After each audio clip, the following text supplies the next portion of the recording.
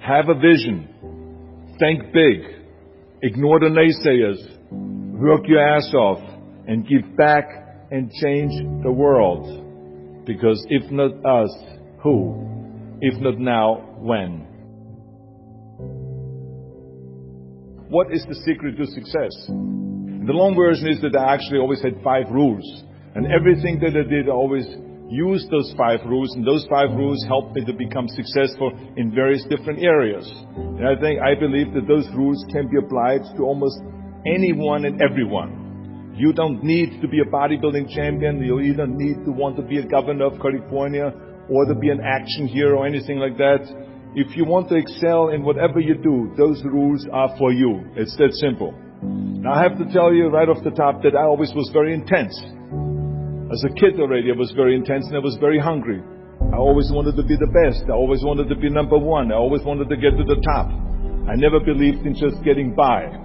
Now I have nothing against people that just want to get by, because I think there are many roads to happiness, but I think that we all here like to be successful and we are driven. So that's why those rules apply to you. So my first rule is find your vision and follow it. You see, I think it's the most important thing that we have a very clear vision of where we go. A goal, where do we go? Because you can have the best ship in the world. You can have the best cruise liner, but if the captain does not know where to go, that ship will drift around the world and out there at sea and will never end up anywhere. And this is exactly the way it is in real life. If you don't have a goal, if you don't have a vision, you just drift around.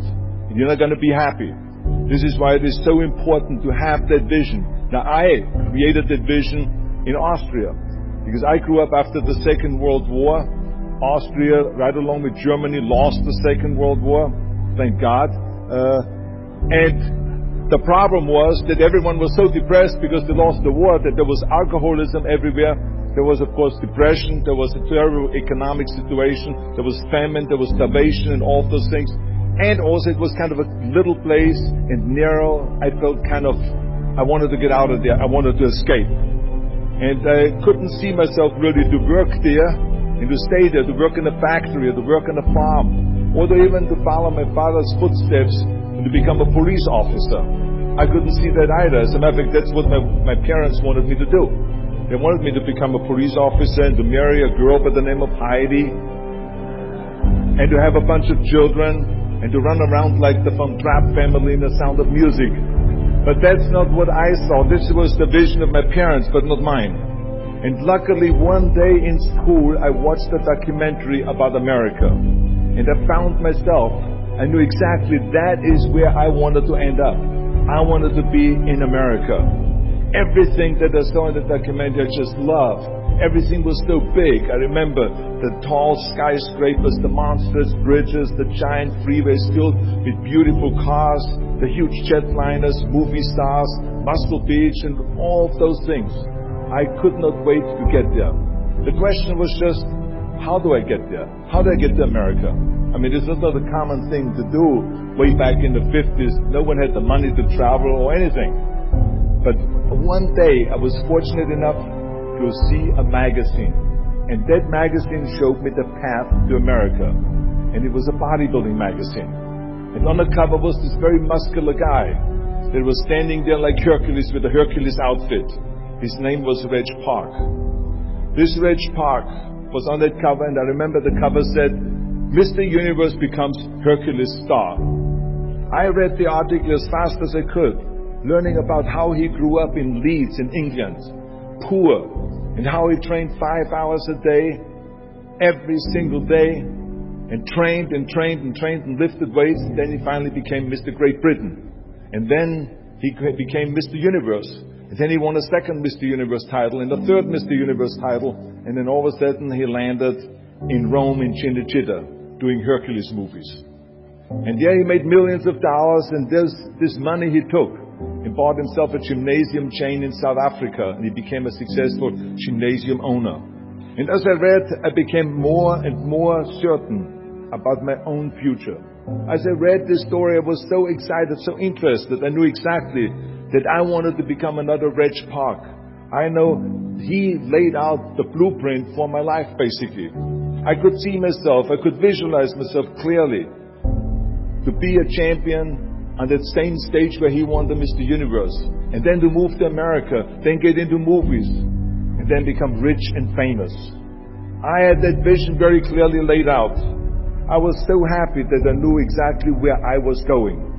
From that moment on, everything that I did, no matter how hard I had to work or how much I had to struggle, it didn't matter. It was a wonderful joyride because I knew what the purpose was and I found my passion. The simple truth is, if you don't have a vision, if you don't have a goal, if you don't see your future laid out in front of you, you're just floating around without a purpose.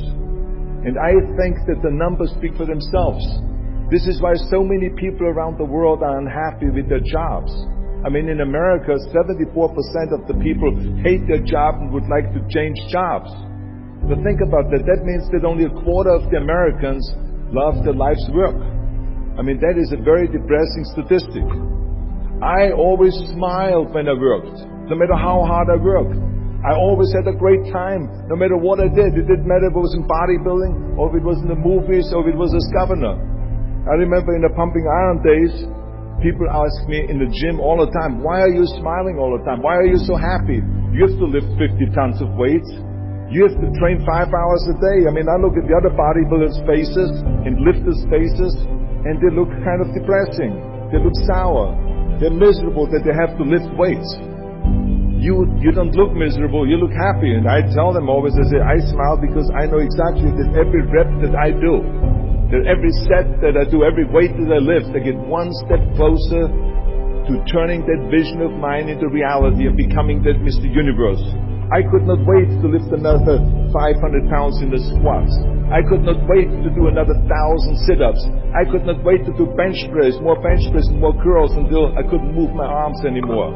Because I knew that every rep got me closer to standing on that stage as a champion. As a matter of fact, when I lifted weights, I didn't really feel like I was lifting weights. I felt like I was lifting a trophy over my head each time I lifted. And to have all those bodybuilders around me and thousands of people screaming. And I tell you that this vision didn't just help me in bodybuilding, it helped me with everything, like I said. I remember in the movie business, there was many times stunts that I had to do where I got hurt, where I was in pain, in agony, and I had to do it over and over again. I remember one incident specifically on Conan the Barbarian. There I was crawling on all four, on rocks, over rocks and gravel, holding my sword right in front of me. And as I was crawling, the camera followed me. And it was around 30 feet that I crawl on those rocks and this gravel. And eventually, after 10 takes, my elbows and my knees started bleeding and hurting. And the director came to me sheepishly and said to me, he says, do you mind if we do another take? I need a close-up of you. And I said to him, no, I don't mind at all. I said, go and do as many takes as you want. He says, no, I don't want to do that because I know you're in pain, you're bleeding. I said, no, I don't feel any pain. I said, the only thing I see is the finished scene. I see the finished scene of me crawling on all four with my sword in the front, crawling up and sneaking up behind Thulsa Doom, the main villain of the Conan movie that killed my parents, and rising up behind him and cutting his head off. That's what I see. Remember, crush your enemies, see them driven before you, and hear the lamentation of their women. So this is why, because I visualized that scene, this is why I did not feel that pain. I did not care if I was bleeding on my knees, because I know that pain is temporary, but the film is permanent. And I explained that to the director, so this is why I try to tell you, always discover your vision, and the rest will follow. Now my second rule is never ever think small. If you're going to accomplish anything, you have to think big. You have to go and shoot for the stars. The biggest challenge most people have is because they think small. And the reason why people think small and why they choose small little goals is because they're afraid to fail. They know that if you shoot for a big goal, then the chances of failing are very high. And they're afraid of failing. It's one of the most common things why people are frozen and why they can't make a move in life, because they're scared of failing. I say to myself, hey, I'm not worried about failing because that's part of life. You're not going to go and win everything. And how far can you fall? Look at this. This is the ground. That's as far as I can fall. And you know something? That the only time you really consider the failure is if you fall and you don't get up. But if you get up, you never consider the failure. So I never considered myself a failure. I always considered myself a winner, even though I fell every so often. But I always got up and I always moved forward. This is the important thing. I never had any patience, of course, for thinking small, because in German we have a saying, wenn schon, denn schon. And that means that if you do something, then go all out and do it well. And this was not just the case in bodybuilding. I didn't just want to be a bodybuilding champion. I wanted to be the greatest bodybuilder of all times. I wanted to have the most muscle, the most muscle of all times, the most definition. I wanted to win the most trophies, the most world championship titles. I just wanted to be the best. And the same is also in movies. I didn't just think about being in movies. No, I wanted to be a movie star. I wanted to have above the title billing. I wanted to become the highest paid entertainer. I basically wanted to be another John Wayne. What's wrong with that? And then the same is in politics. I didn't just want to go and be in politics and enter a race for city council. I mean, let's be honest. Does that sound right? Schwarzenegger, city council? No, come on. Not even Schwarzenegger and mayor. No, it had to be Schwarzenegger running for governor. But not just any governor, but governor of the greatest state in the United States, of California. That was the important thing. I'll give you an example of thinking big. When I became governor, I wanted to rebuild California's ancient infrastructure. Or no. I tell you, I heard this all the time, but I want to tell you, don't ever let them stop you from dreaming and from shooting for the big goal. Because eliminate just simply those words, no, impossible, and it can't be done. I mean, in each one of my careers, when someone said it's impossible, I heard it's possible. When someone said it can't be done, I heard it can be done. And when someone said no, then I heard loud and clear, yes. So this is what I believe. And I am a big believer of what Nelson Mandela said. He said it always seems to be impossible until someone does it. And that's exactly what it is. And I wanted to be that one that does it. I wanted to break the new records, and I wanted to do something that no one else has ever done. So I think that's what you need to do. Don't ever be worried about that someone hasn't done it. Just think about how many times my career would have stopped.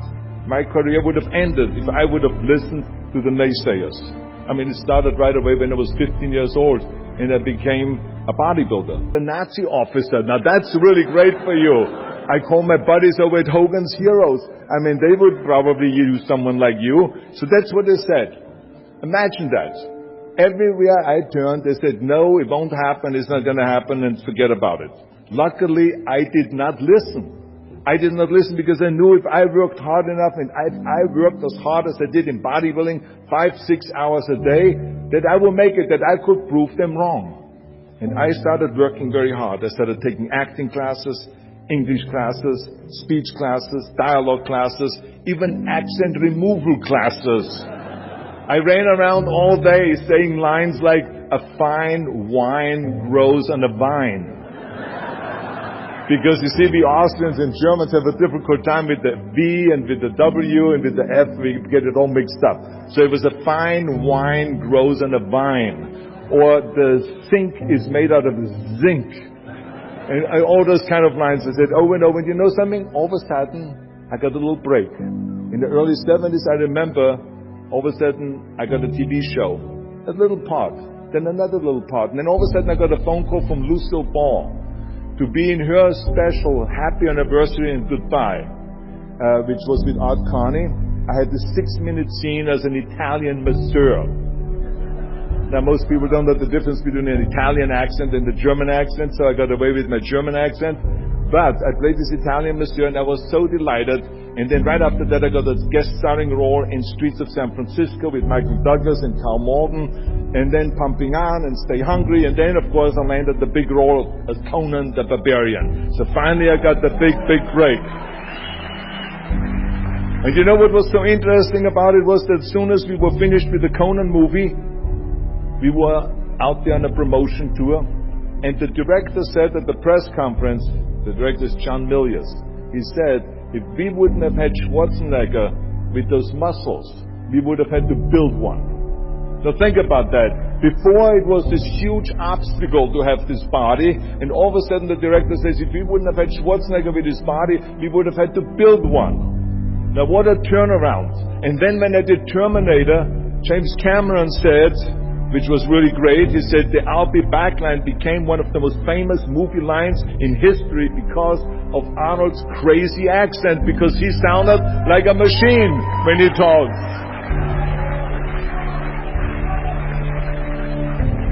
So as you see, everything that the naysayers said was a liability became an asset. And the same was also in my political career. When I ran for governor, they immediately said, I shouldn't do it. It is a big mistake. It won't happen. I will lose, and all of those kind of things. And the rest, of course, is history. The bottom line is, if I would have listened to the naysayers, my career would have ended when I was 15 years old. I would be still yodeling in Austria, in the Alps, and I would not be talking here today to you. And the reason why I'm here today and talking to you is because I did not listen to you can't, or it's impossible, or no. So I just recommend to you very strongly, ignore the naysayers.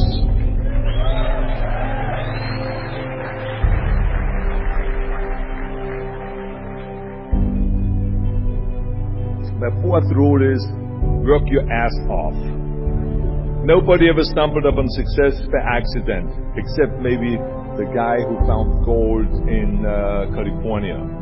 But don't ever think that you can be that guy. I mean, you never want to fail because you didn't work hard enough.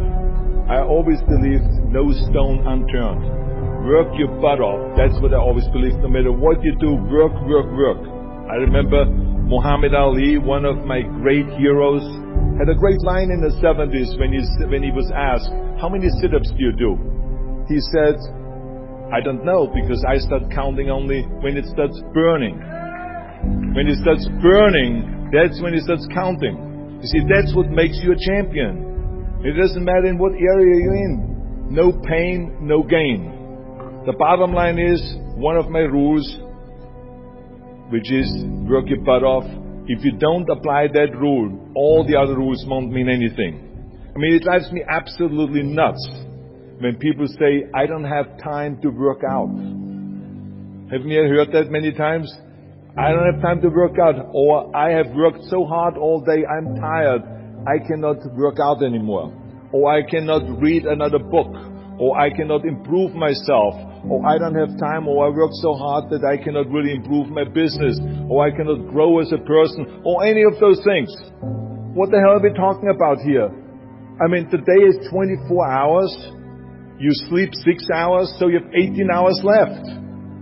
I mean, I know there's some of you out there that say, well, wait a minute, I sleep actually 8 hours, but that's just sleep fast though, okay? You didn't, I mean, let's not get bogged down with this stuff here. Listen, when I came to the United States, I remember that I trained 5 hours a day, every day, and I was managing a construction business, and I was a bricklayer, and I went to college also, and I took acting classes from 8 o'clock at night to 12 o'clock midnight.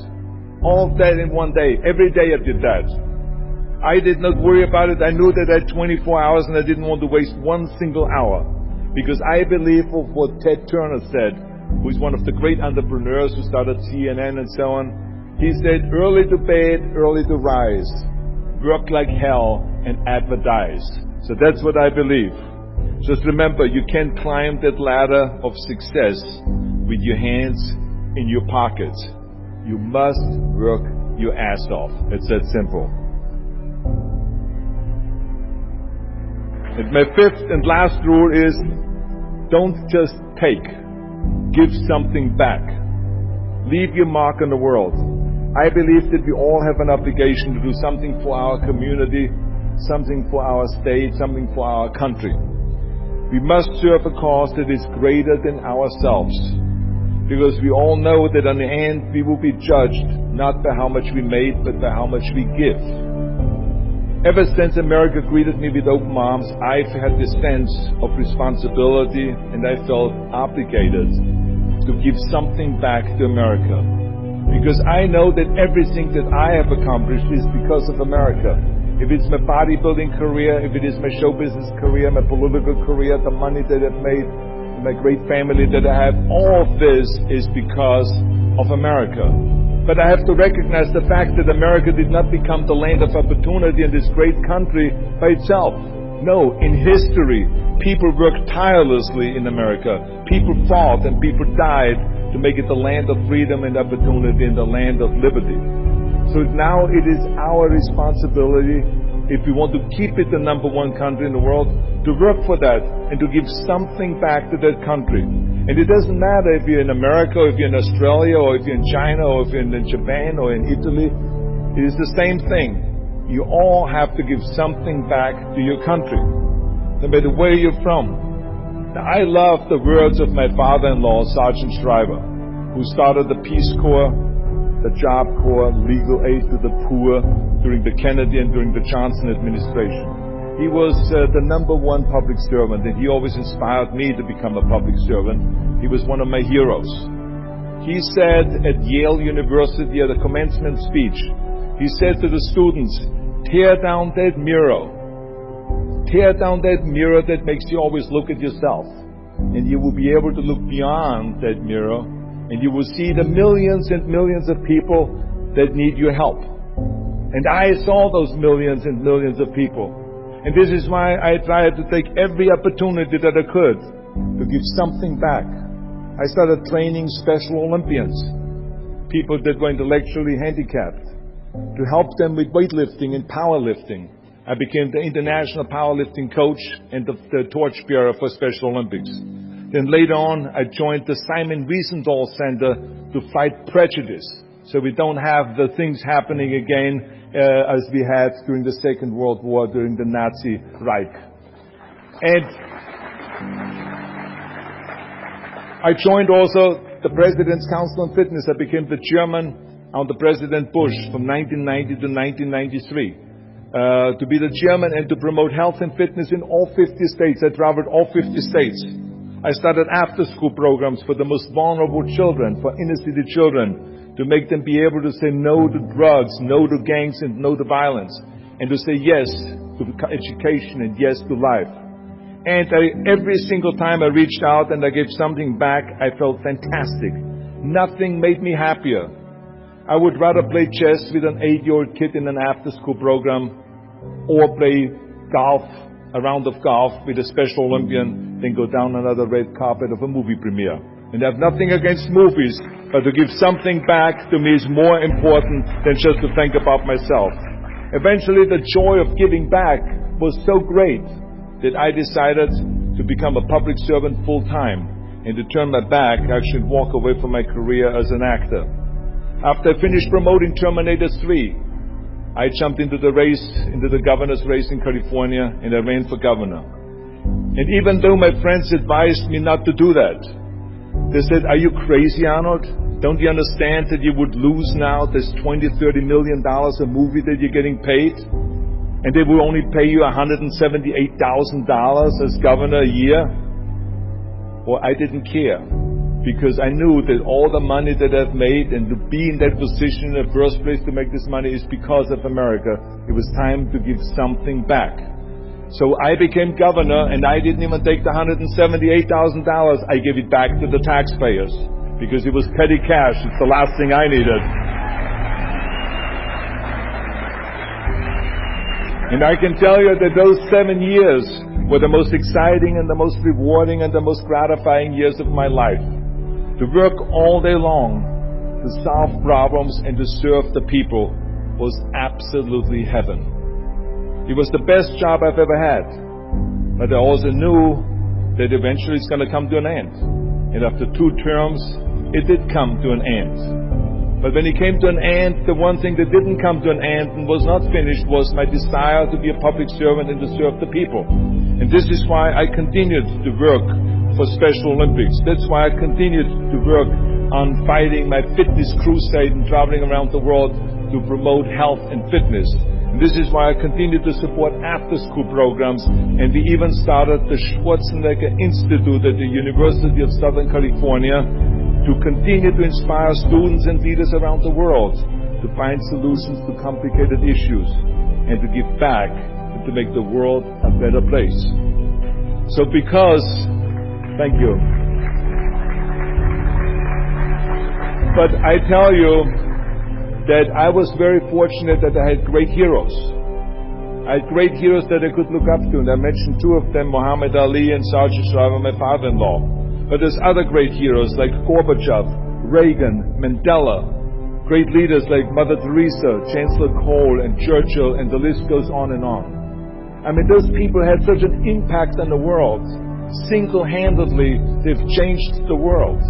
I mean, if you think about just Gorbachev, I mean, this man, every time I meet him, I'm in awe. I mean, he grew up under communism, and he rose from the bottom of the ranks straight up to the top. He became president of the Soviet Union, one of the most powerful people in the world. And he was the leader of the Communist Party. And when he was in a top position, he realized that the system was broken. Now, what do you do when you're the top leader of the Communist Party and you realize that the system, that communism, doesn't work? Well, you know what he did? He dismantled communism. Think about the courage that takes. I mean, the guts that it takes to do that. Think about that Gorbachev completely transformed his country with glasnost to give his people for the first time freedom. And then through perestroika by reforming Russia's economy. He didn't wait for the next president.